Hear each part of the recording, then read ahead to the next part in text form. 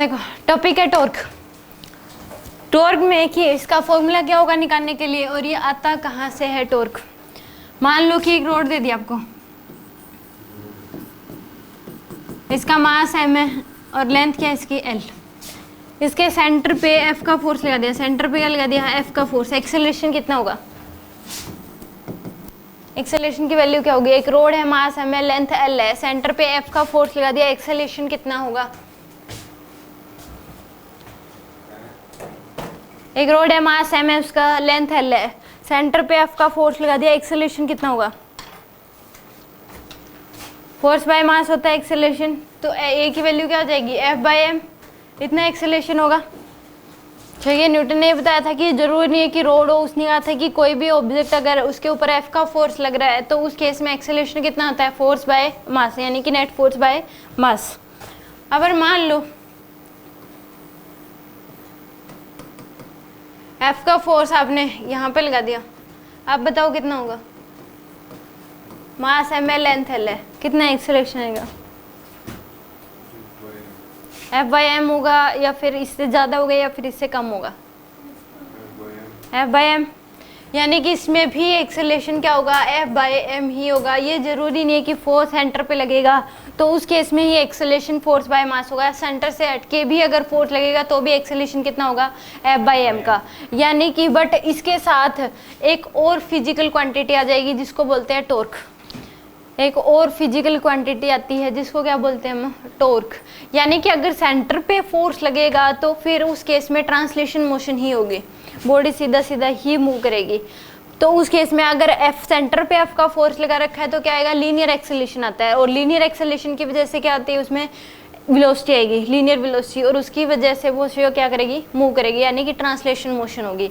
But अगर centre से हटके फोर्स लगा दिया तो उस केस में लीनियर एक्सेलरेशन तो आएगा ही आएगा, बट उसके साथ क्या आता है, एक एंगुलर एक्सेलरेशन भी। लीनियर एक्सेलरेशन तो आएगा ही, उसके साथ क्या आता है, एक एंगुलर एक्सेलरेशन आता है। और एंगुलर एक्सेलरेशन आएगा तो उसकी वजह से क्या आएगी, एंगुलर वेलोसिटी, और उसकी वजह से रोड क्या होगी, घूमना शुरू हो जाएगी। तो यानी कि अगर आपने सेंटर पे फोर्स लगाया है तो एक ही फिर, यानी कि उस केस में बॉडी सीधा चलेगी। अगर सेंटर से हटके फोर्स लगा दिया तो उस केस में क्या होगा, बॉडी घूमना शुरू हो जाएगी। यानी कि एक और फिजिकल क्वांटिटी आ जाती है, एक इमेजिनरी फिजिकल क्वांटिटी आती है, तो उस क्वांटिटी को क्या बोलते हैं, टॉर्क। यानी कि उसका इफेक्ट पता लगता है, डायरेक्ट हमें दिखाई नहीं देती। अगर ये घूमे ना तो हमें पता ही ना लगे कि यहाँ पे टॉर्क लग रहा है या नहीं लग रहा। इस फोर्स को टॉर्क नहीं बोलते, इसकी वजह से जो इफेक्ट हुआ, यानी कि रोड घूमना शुरू होगी, उस इफेक्ट को क्या बोलते हैं यहाँ पे, टॉर्क। यानी कि सेंटर से हटके आपने हल्का सा सेंटर से हटके फोर्स लगा दिया तो उस केस में क्या होगी, बॉडी घूमना शुरू कर देगी, जिसकी वजह से क्या आएगा, एंगुलर एक्सेलरेशन, और एंगुलर एक्सेलरेशन की वजह से क्या होगा, एंगुलर वेलोसिटी। ठीक है, और वो क्या करेगी, घूमना शुरू कर देगी, एंगुलर डिस्प्लेसमेंट होगी। एंड आउट, यानी कि सेंटर पे फोर्स लगेगा तो क्या आएगा, ए आएगा, ए की वजह से बी, और वी की वजह से वो एस चलना शुरू कर देगी। बट अगर सेंटर से हटके फोर्स लगाया तो क्या होगी, एक और फिजिकल क्वांटिटी आएगी, टॉर्क। टॉर्क की वजह से अल्फा, अल्फा की वजह से ओमेगा, ओमेगा की वजह से थीटा। ठीक है, समझ में आ गया, ये इस तरीके से चेन बनती है। तो टॉर्क क्या हो गया कि एक ऐसी फिजिकल क्वांटिटी है जब फोर्स सेंटर से हटके लगता है तो उसके साथ फ्री में मिलती है। ठीक है, उसको बोल सकते हो। तो उस फ्री वाली क्वांटिटी को क्या बोलते हैं यहाँ पे, टॉर्क। आगे समझ, इसका फॉर्मूला होगा कि अगर सेंटर से हटके अगर फोर्स लगेगा तो टॉर्क जो होता है वो होता है R cross F. Vector form में लिखोगे तो आर क्रॉस एफ, और अगर स्केलर फॉर्म में लिखोगे तो एफ क्रॉस आर लिख सकते हो। स्केलर फॉर्म में तो उस केस में क्या होगा, एफ इंटू आर बोलोगे। फिर स्केलर फॉर्म में अगर लिख रहे हो एफ इंटू आर बोलोगे, तो ये किस में है, स्केलर फॉर्म में। एक इसमें दे रखे आपको स्केलर फॉर्म में, और ये किस में है, वेक्टर फॉर्म में। आर क्रॉस एफ बोलोगे, R vector cross F vector, और स्केलर फॉर्म में तो इंटू बोल सकते हो, एफ क्रॉस आर बोल दो, आर क्रॉस एफ बोल दो। ठीक है, तो यानी कि, और अब इस केस में क्वेश्चन पूछ लेता कि अगर सेंटर से हटके फोर्स लगेगा तो उस केस में अल्फा बताओ कितना आएगा। तो यहाँ पे दो फॉर्मूले होंगे टॉर्क के, एक टॉर्क का फॉर्मूला आता है एफ क्रॉस आर, और एक टॉर्क का फॉर्मूला होता है आई अल्फा के इक्वल। एक टॉर्क का फॉर्मूला क्या होता है, आई अल्फा। तो यहाँ से आप टॉर्क निकाल लोगे, टॉर्क निकाल के अल्फा क्या आ जाएगा, टाउ बाय में आई, टाउ बाय में आई, यानी कि टॉर्क डिवाइड बाय में आई। तो टॉर्क के दो फॉर्मूले हैं, एक एफ आर क्रॉस एफ और एक क्या हो जाएगा tau equal to I alpha. तो टॉर्क पता है, आई आप निकाल लोगे तो अल्फा निकल जाएगा वहां से, ठीक है। टॉर्क पहले इस फॉर्मूले से लगेगा, फिर ये फॉर्मूला लगा के क्या निकल जाएगा आपके पास अल्फा, समझ गए। यानी कि टॉर्क है क्या पहले तो ये पता लग गया, इसका फॉर्मूला होता है आर क्रॉस एफ और एक tau equal to I alpha. यहाँ तक कोई डाउट? यानी कि एक इमेजिनरी फिजिकल क्वांटिटी है torque. R cross F use होता है, अल्फा पूछ लिया तो फिर ये भी होगा, दोनों ही होते हैं। आपको अल्फा दे रखा है और फिर टॉर्क पूछ लिया डायरेक्ट, तो आप tau equal to I alpha लगाओगे, ठीक है। तो यानी कि टॉर्क क्या है, एक इमेजिनरी फिजिकल क्वांटिटी है, जब फोर्स सेंटर से हट के लगता है तो उसके साथ फ्री में आती है, ठीक है। तो उस फ्री वाली फिजिकल क्वांटिटी को क्या बोलते हैं हम? टॉर्क बोलते हैं। मान लो आपने कोई भी सामान खरीदा, उसके साथ एक फ्री में दे देते हैं। कभी ये होता है कि आप ये लोगे तो ये फ्री में मिल जाएगी, तो वो फ्री वाली दे तो आपने एक के पैसे, वो फ्री में मिली तो वो क्या हो जाएगी, जो दिए आपने वो क्या है, फोर्स है, और फोर्स के साथ वो आपको क्या मिल गई, जो फ्री में चीज़ मिली है वो क्या होगी, टॉर्क होती है, ठीक है। अब एक क्वेश्चन करिए। अब मान लो दूसरी बात सुनो कि मान लो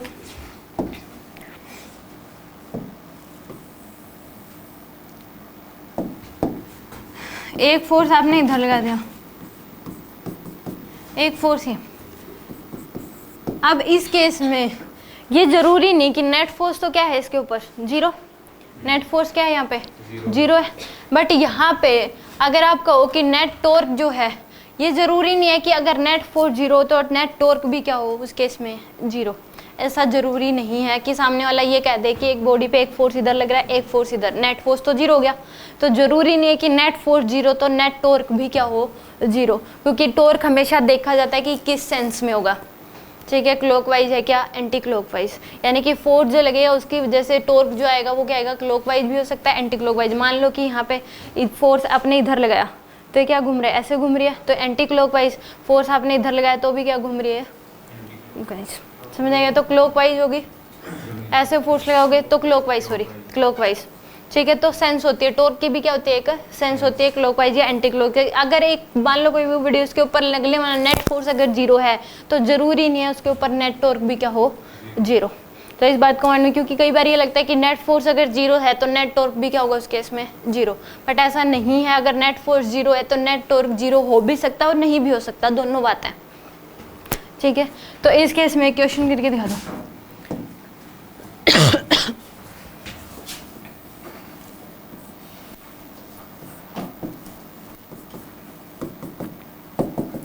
इसका मास है, मैं लेंथ एल है, एफ का फोर्स लगा दिया, अल्फा की वैल्यू क्या होगी, चलो। इसके एक एंड पे एफ का फोर्स लगा रखा है, मास है, मैं इसका लेंथ एल है, फाइंड अल्फा, एंगुलर एक्सेलरेशन बता दो कितना होगा।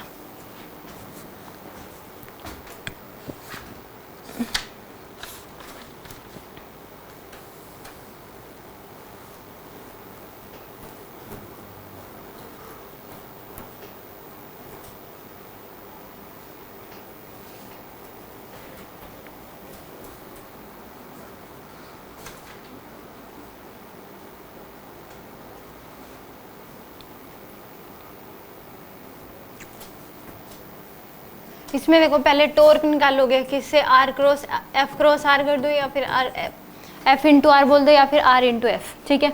तो एफ की वैल्यू क्या लोगे, एफ का फोर्स लग रहा है तो एफ इंटू में आर की जो वैल्यू होगी वो हमेशा ये देखा जाता है कि किस एक्सिस के अबाउट वो रोटेट करेगी हमेशा। तो जिस एक्सिस के अबाउट रोटेट करेगी उससे डिस्टेंस होती है फोर्स के बीच। यहाँ पे सेंटर अगर गिवन नहीं है तो उस केस में सेंटर से जो एक्सिस पास करेगी उसी के अबाउट रोटेट करेगी, वरना आपको क्वेश्चन में गिवन होगा कि इस एक्सिस के अबाउट रोटेट कर रही है, ठीक है। अगर नहीं गिवन है तो आप सेंटर के अबाउट ही लोगे, ठीक है। तो यानी कि इस एक्सिस के अबाउट रोटेट करेगी और फोर्स यहाँ पे लग रहा है, तो फोर्स और जिस एक्सिस के अबाउट रोटेट करती है उनके बीच की डिस्टेंस लेते हैं यहाँ पे आर, ठीक है। तो एफ इंटू में क्या हो जाएगा, L/2, एफ इंटू में क्या होगा, L/2। तो ये क्या आ गया आपके पास, टॉर्क की वैल्यू होगी एफ L/2, ये टॉर्क आ गया आपके पास। अब मोमेंट ऑफ इनर्शिया आई की वैल्यू भी इस बात पे डिपेंड करेगी कि वो किस एक्सिस के अबाउट घूम रही है। तो अगर ये सेंटर से पास करने वाली एक्सिस के अबाउट घूम रही है तो मोमेंट ऑफ इनर्शिया क्या होता है रोड के केस में, अगर एक्सिस सेंटर से पास करे तो ml²/12। तो मोमेंट ऑफ इनर्शिया कितना हो जाएगा, ml² में 12, ये लोगे। हमेशा मोमेंट ऑफ इनर्शिया भी इस बात पे डिपेंड करेगा कि किस एक्सिस के अबाउट घूम रही है, और आर की वैल्यू इसमें भी इस बात पे डिपेंड करेगी कि वो किस एक्सिस के अबाउट घूम रही है। उन फोर्स और उस एक्सिस के बीच की डिस्टेंस होती है यहाँ पे आर। तो यहाँ पे टॉर्क की value tau equal to formula होता है आई इंटू में अल्फा। तो यहाँ से अल्फा कितना आ जाएगा आपके पास, टॉर्क बाय में आई। तो टॉर्क की वैल्यू है एफ एल बाई 2 इंटू में आई की वैल्यू है एम एल स्क्र बाय 12। तो एफ एल बाई 2 इंटू में 12 डिवाइड बाय में एम एल स्क्र, एक एल से एक एल कैंसिल, 6 यानी कि 6 एफ बाय में एम एल। ये क्या आ जाएगा आपके पास, टॉर्क। और इसकी जो सेंस होगी, अगर मान लो रोड के इस एंड पे फोर्स लग रहा है तो इस केस में क्या होगी, एंटी क्लॉकवाइज होगी। ठीक है, आप करके देख लो, ऐसे होगी एंटी क्लॉकवाइज, ऐसे घूम रही है। तो सेंस क्या हो जाएगी इस केस में, एंटी क्लॉकवाइज होगी। आगे समझ, एनी डाउट?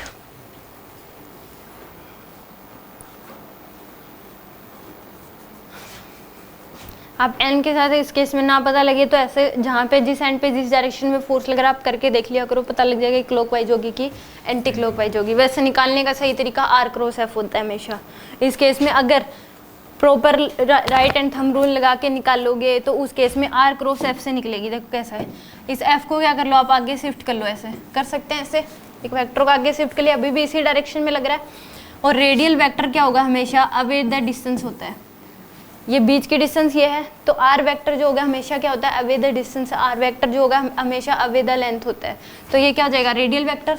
तो आर क्रॉस एफ करो, कैसे आ रहा है, ऐसे क्लॉकवाइज, आर क्रॉस एफ, ऐसे जाओगे ना, समझ आ गया। हमेशा जो डिस्टेंस है ऐसे ड्रॉ कर लिया करो आप, हमेशा आर वेक्टर हमेशा अवे द डिस्टेंस ही होता है, अवे द रेडियस होता है रेडियल वेक्टर। ठीक है, तो ये आर क्रॉस एफ। अब आर से एफ की तरफ जाना है तो कैसे जा रहे हो आप, एंटी क्लॉकवाइज। आगे समझ, क्वेश्चन होगा।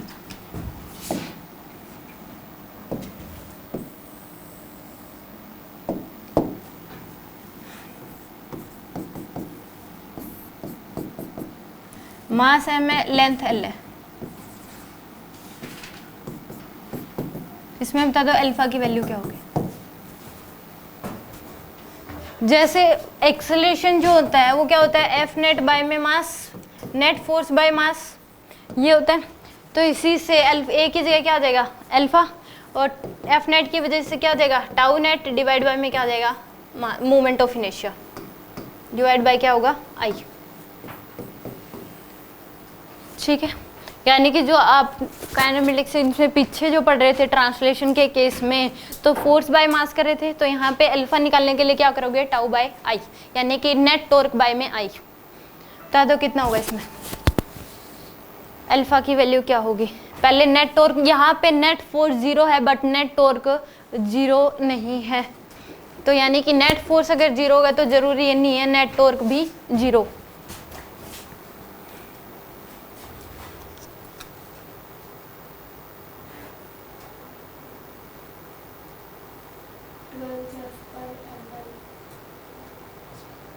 F by M L.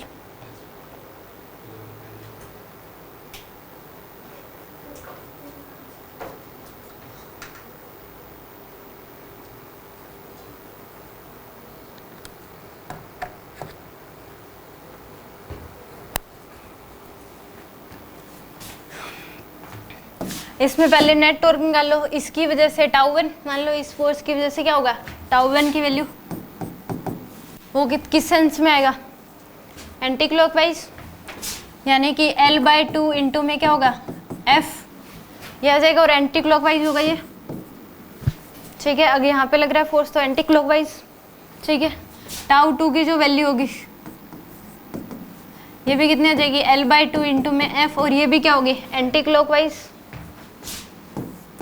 तो नेट टॉर्क जो होगा, टाउ नेट की जो वैल्यू होगी, दोनों क्या हो जाएंगे, ऐड हो जाएंगे, दोनों ही एंटी क्लॉकवाइज है। तो कितनी आ जाएगी, F इंटू में L, और सेंस क्या होगी इसकी, एंटी क्लॉकवाइज। तो मोमेंट ऑफ इनर्शिया कितना हो जाएगा, एम एल स्क्वायर बाई 12। तो यहाँ पे अल्फा की वैल्यू क्या हो जाएगी, F into L divide by में एम एल स्क्वायर बाई 12।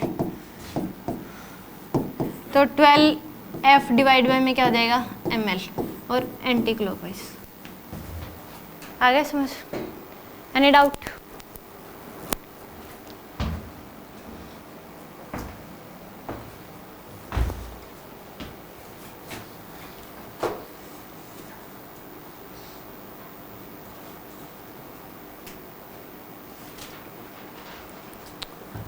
किसी को पूछना है इस क्वेश्चन में?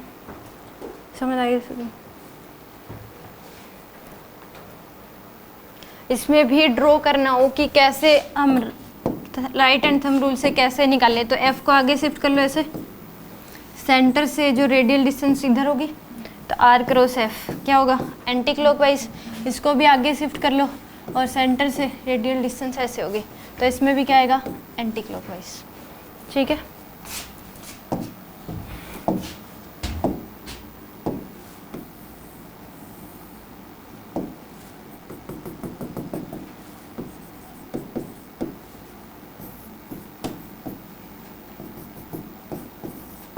इसमें बताओ कितना टोर, अल्फा की वैल्यू क्या होगी? थीटा एंगल हॉरिजॉन्टल के साथ कितना एंगल है theta, find F, sorry find alpha.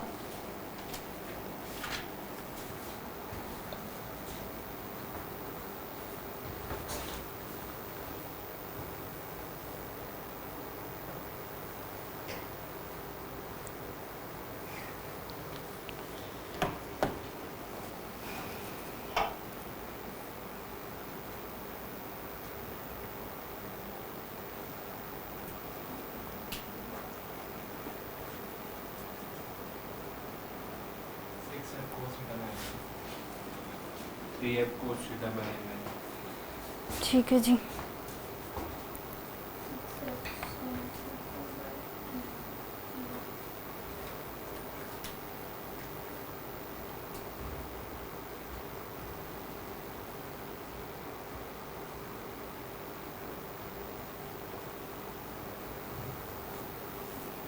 सबसे पहले इसके क्या लोगे आप कंपोनेंट, सबसे पहले फोर्स के क्या लोगे कंपोनेंट लोगे यहाँ पे, ये क्या जाएगा एफ कोस थीटा, क्या होगा एफ साइन थीटा, इस 4 को हटा दो। अब देखो जिस एक्सिस के अबाउट घूम रही है ये फोर्स क्या कर रहा है उसी एक्सिस में से पास कर रहा है, तो इसकी वजह से जो टॉर्क होगा वो क्या होगा जीरो। अगर एक्सिस जो फोर्स है वो उसी एक्सिस में से पास करे जिस एक्सिस के अबाउट वो घूम रही है, तो उस केस में टॉर्क क्या हो जाता है जीरो। ठीक है, तो इस फोर्स की वजह से तो टॉर्क की वैल्यू क्या होगी जीरो होगी, जो भी होगा इस फोर्स की वजह से होएगा टॉर्क। तो यहाँ पे जो टॉर्क टाउ इक्वल टू क्या हो जाएगा R into L by two into में क्या करोगे एफ कोस थीटा, और एक torque equal to I into alpha, तो एल्फा की वैल्यू हो जाएगी टाउ बाय में आई, यानी कि टॉर्क की वैल्यू कितनी है एल बाई टू इंटू में एफ कोस थीटा, आई की value M L square by 12, तो 12 इंटू में डिवाइड बाय क्या कर दोगे एम एल स्क्वेयर, डिवाइड में ही करा रेसिप्रोकल करके लिख दिया, टू ये 6 एक एल से एक L cancel, 6 F cos theta by में क्या आ जाएगा एम एल, और सेंस क्या होगी इसकी एंटी क्लॉकवाइज। आगे समझिए, एनी डाउट? यानी कि अगर फोर्स जिस एक्सिस के अबाउट रोटेट करे अगर उसी में से पास करेगा तो उसकी वजह से टॉर्क क्या होगा जीरो होगा। लिख लो इस बात को नोट करके, if a force is parallel to axis of rotation, if a force is parallel to axis of rotation और passing through it, a force is parallel to axis of rotation and passing through it, then torque due to it is zero. If a force is parallel to axis of rotation and passing through it,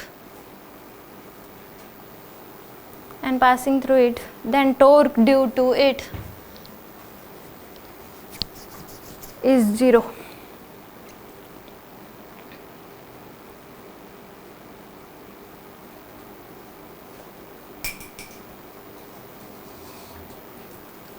ठीक है, any doubt?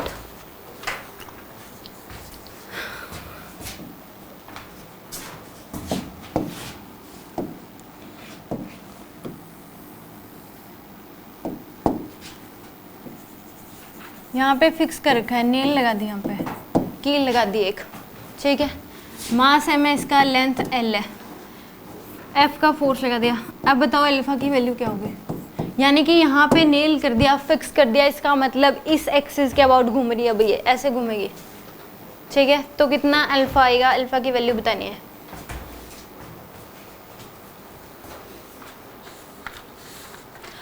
हमेशा torque उतना ही ज़्यादा आता है जितना axis of rotation से जितनी ज़्यादा डिस्टेंस होती है।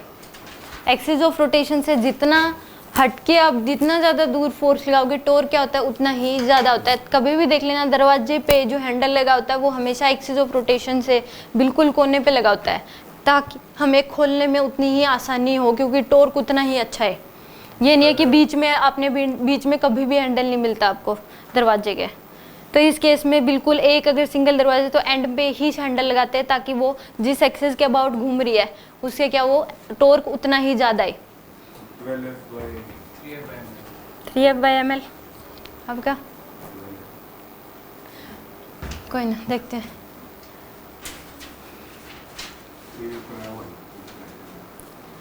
इसमें देखो इस एक्सिस के अबाउट घूम रही है। अब इसका कहने का मतलब क्या है, ये इस एक्सिस के अबाउट घूमेगी तो यहाँ पे F की टॉर्क जो आएगा वो कितना आ जाएगा, R इंटू में F, यानी कि L इंटू में क्या होगा F। अब इस एक्सिस के अबाउट घूम रही है तो इस एक्सिस और फोर्स के बीच जो डिस्टेंस होगी वो कितनी हो जाएगी, L हो जाएगी। हमेशा जो R लिया जाता है जिस एक्सिस के अबाउट घूम रही है और जहाँ पे फोर्स लग रहा है उनके बीच की डिस्टेंस होती है। तो यहाँ पे F की L की R की वैल्यू क्या हो जाएगी, L इंटू में F। ये तो क्या आएगा आपके पास, टॉर्क आएगा। और किस सेंस में आएगा, एंटी क्लॉकवाइज। तो अल्फा क्या हो जाएगा, टाउ बाई आई। टॉर्क की वैल्यू है FL डिवाइड बाई में आई अब लोगे ml²/3। आई की वैल्यू क्या होगी अब किस केस में, ml²/3, क्योंकि इस एंड के अबाउट घूम रही है अब रोड। तो एंड के अबाउट जो मोमेंट ऑफ इनर्शिया होता है कितना आता है, ml²/3। मैंने बताया था मोमेंट ऑफ इनर्शिया भी इस बात पे डिपेंड करेगा कि किस एक्सिस के अबाउट रोटेट कर रही है, ठीक है। तो यहाँ पे कितना जाएगा, ml²/3। एक एल से एक एल कैंसिल, तो 3F/ में क्या आ जाएगा, ml। आ गया समझ, एनी डाउट? श्योर?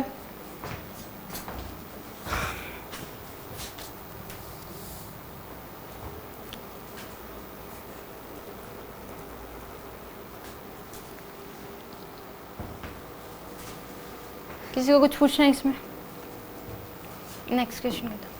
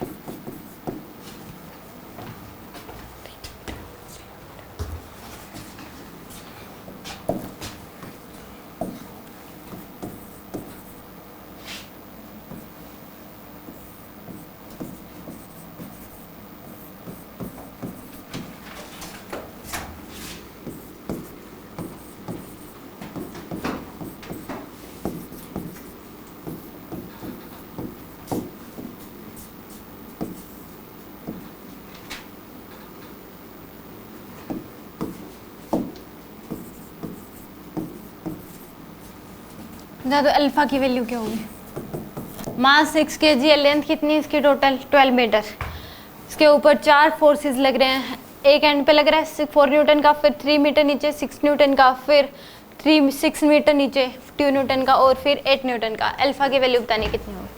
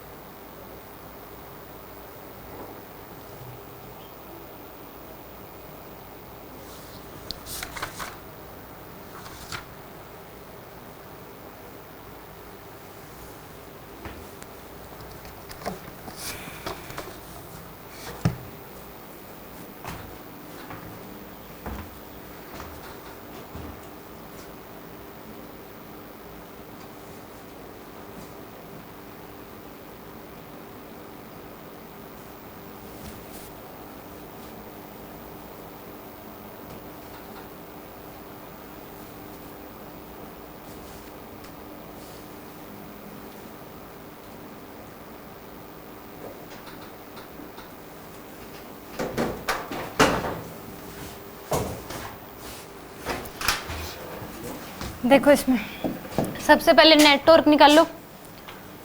यहाँ पे इस 4 न्यूटन की वजह से टॉर्क, 4 न्यूटन की वजह से टॉर्क कितना आ जाएगा, 4 इंटू में 6 लोगे। इस एक्सिस के अबाउट घूम रही है तो हमेशा फोर्स जहाँ पे लग रहा है और जिस एक्सिस के अबाउट घूम रही है उसके बीच का गैप लेते हैं हमेशा। तो 4 न्यूटन इधर लग रहा है, इनके बीच का गैप क्या है 6, तो 4 इंटू में क्या होगा 6, कितना जाएगा 24। और सेंस क्या होगी इसकी, एंटी क्लॉकवाइज। समझ आ गया, ये फोर्स की 4 न्यूटन की वजह से जो टॉर्क आएगा वो कितना आएगा 4 इंटू में 6। हमेशा जिस एंड पे जहाँ पे फोर्स लग रहा है और जिस एक्सिस के अबाउट घूम रही है उनके बीच का गैप लेते हैं हमेशा। तो जिस एक्सिस के अबाउट घूम रही है और जहाँ फोर्स लग रहा है उनके बीच का गैप कितना है 6 है। तो कितना आ जाएगा 4 इंटू 6 24 न्यूटन मीटर। और किस सेंस में आएगा, एंटी क्लॉकवाइज। टॉर्क की यूनिट होती है न्यूटन मीटर। इस 6 न्यूटन की वजह से 6 इंटू में क्या आएगा 3 18। और ये किस सेंस में आएगा, क्लॉकवाइज। 2 न्यूटन की वजह से 2 इंटू में 3 6 न्यूटन मीटर। और किस सेंस में आएगा ये, एंटी क्लॉकवाइज, ये क्लॉकवाइज न्यूटन मीटर। और 8 न्यूटन की वजह से 8 इंटू में 6 48। तो ये आ जाएगा आपके पास एंटी क्लॉकवाइज सेंस में।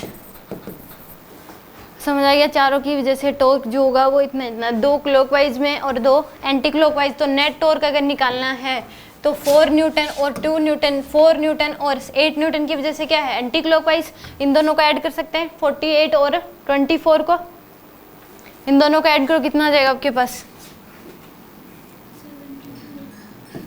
72। और ये किस सेंस में है, एंटी क्लॉकवाइज सेंस में।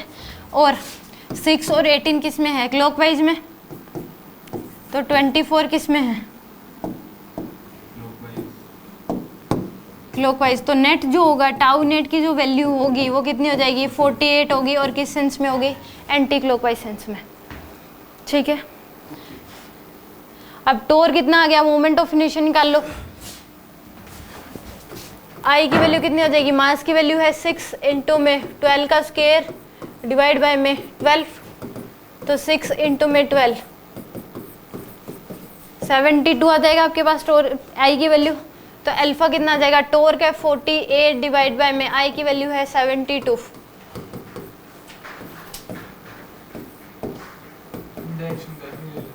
टू बाई 3 6 न्यूटन हो रहा, कैसे आ रही है, किसमें, इसमें देख लो 8 की वजह से, इसमें देख लो सबकी सही है, किसकी गलत है बताओ।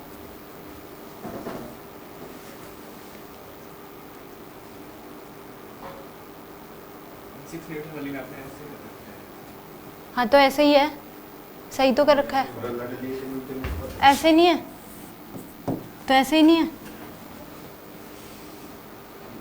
आगे समझ, देखो यहाँ पे एक फोर्स यहाँ लग रहा है 8 न्यूटन का, देखो कैसे घूम रही है, 8 न्यूटन का यहाँ पे लग रहा है ऐसे, इधर तो ऐसे ही घूम रही है। तो इस केस में, तो इस केस में देखो इधर लग रहा है तो ऐसे 8 न्यूटन का, और ऐसे ही घूम रही है।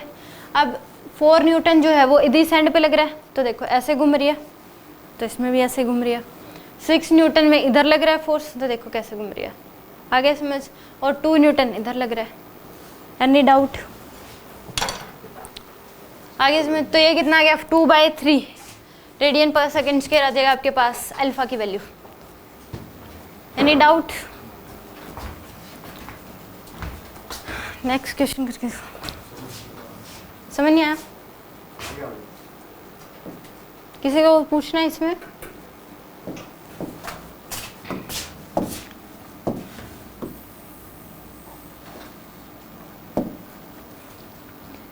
मास आपको 6 kg दे रखा है,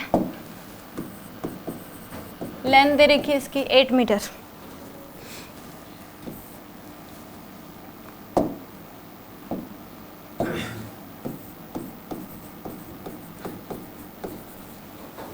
20√3 एंगल है 30 डिग्री।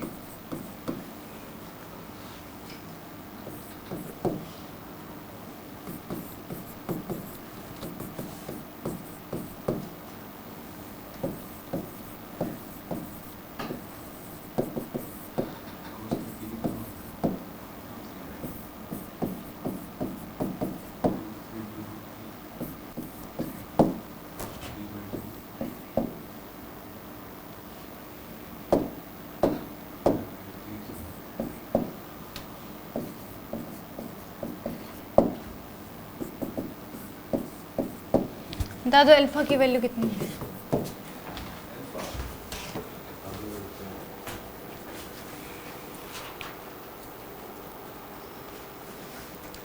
ये भी 2 मीटर है।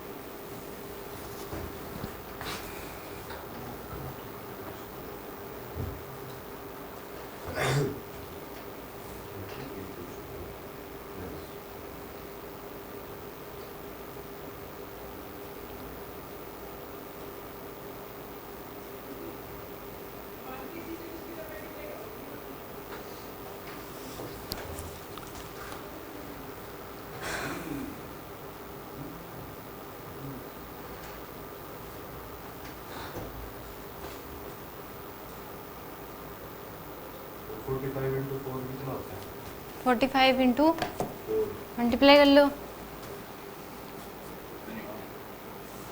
180।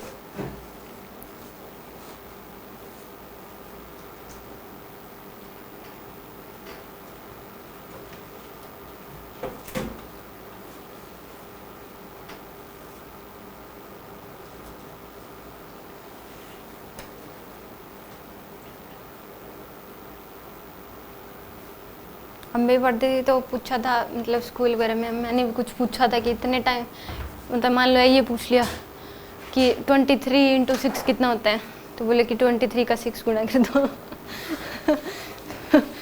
जवाब देने के लिए ऐसे। हाँ वो तो उसका कहने का मतलब भी ऐसी आ रही है ना कि 123 का 6 टाइम्स कर दो, ये हो गया ना। फिर आंसर ना बताने के बजाय मैंने जो पूछा उसी को दूसरे वे में बोल दिया।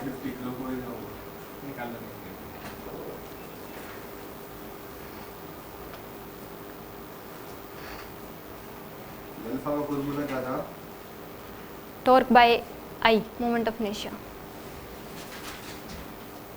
इस केस में क्या है, m²/12। तो आपने अल्फा बोला तो आई बोलो आप।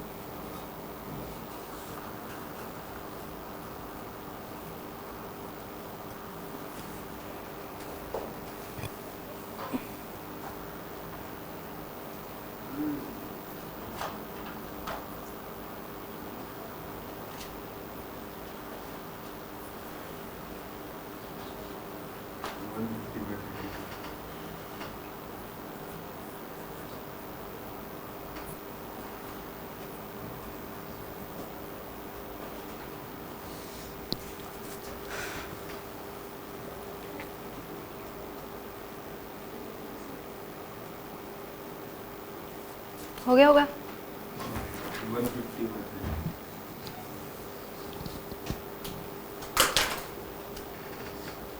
हो गया।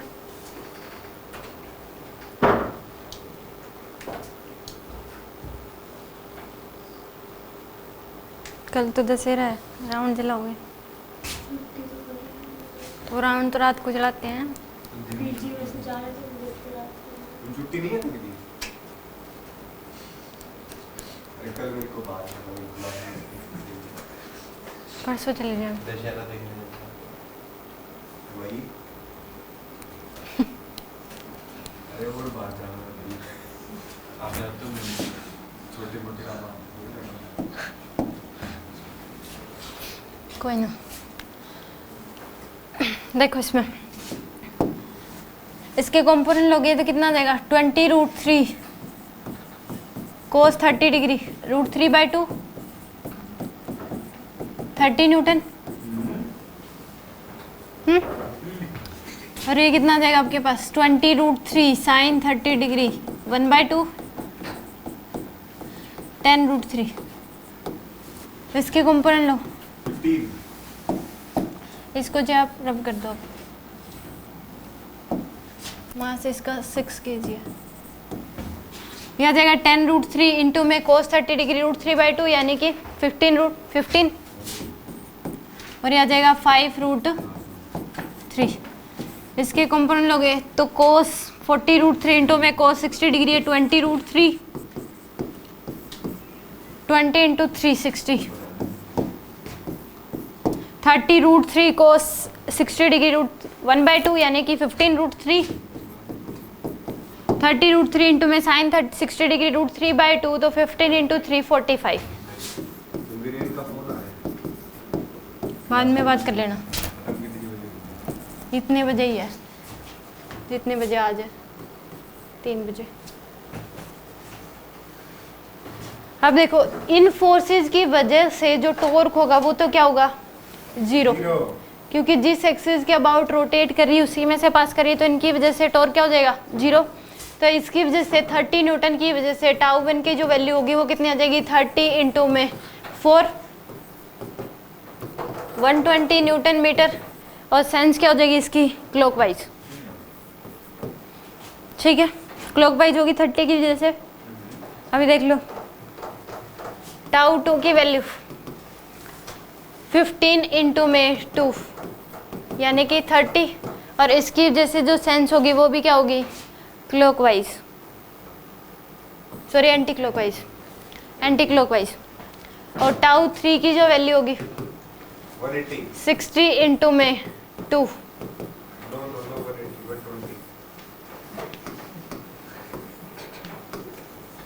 120 इसकी जो सेंस होगी एंटी क्लॉकवाइज। टाउ 4 45 इंटू में 4 180 इसकी सेंस क्या होगी क्लॉकवाइज।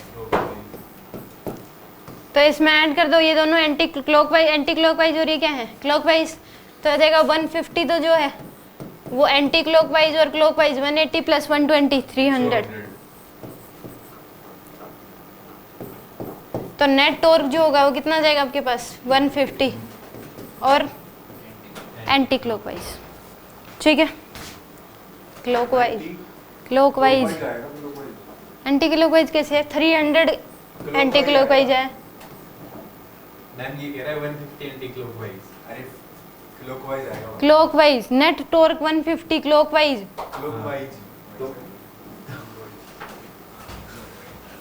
आई की वैल्यू एम मास की वैल्यू है 6 इंटू में 8 का स्क्वायर डिवाइड बाय में क्या आ जाएगा 12 64 इंटू 6 डिवाइड बाय में 12 32 आ जाएगा आपके पास। आई की वैल्यू कितनी आ जाएगी 32, तो अल्फा आ जाएगा टॉर्क का 150 डिवाइड बाय में 32 इतना आ जाएगा आपके पास अल्फा की वैल्यू।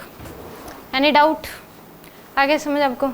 इसकी डीबी भी सोल्व कर लेना टॉर्क की, सोच आ जाएगी।